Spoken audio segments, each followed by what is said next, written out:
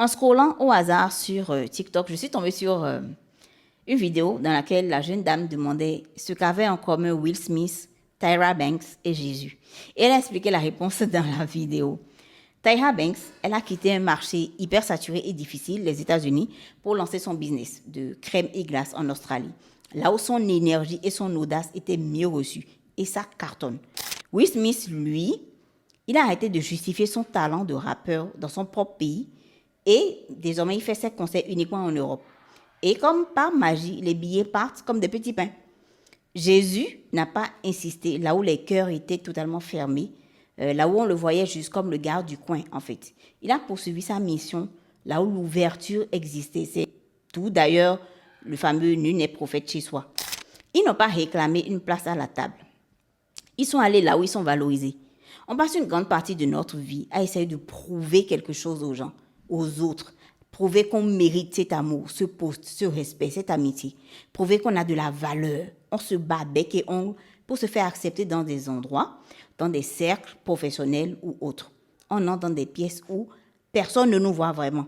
Et on se dit qu'il faut parler un peu plus fort, faire un peu plus d'efforts, se faire tout petit parfois pour pallier à ça.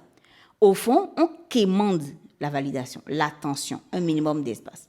Moi aussi, je l'ai fait. Je me suis parfois dit, peut-être que si je prouve que je suis fiable, je suis gentille, je suis compétente, on me choisira, on m'invitera, on me validera.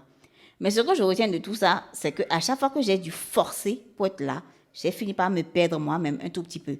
J'ai même commencé à douter de ma propre valeur, en fait, finalement.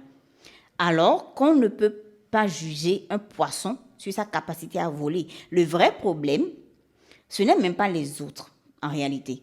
Ce n'est pas qu'ils ne nous voient pas. C'est que nous-mêmes, on reste là où on n'est pas censé rester. Parce que c'est difficile d'accepter et d'admettre qu'on a mis notre énergie au mauvais endroit. Là où on n'est pas vu, pas apprécié, pas valorisé, pas entendu. Le vrai problème, c'est qu'on se bat nous-mêmes et on insiste là où on aurait dû partir. On donne de la lumière à des gens qui ne voyaient même pas qu'on brillait. Va là où tu es valorisé. Tu n'as pas à suppléer les autres pour exister.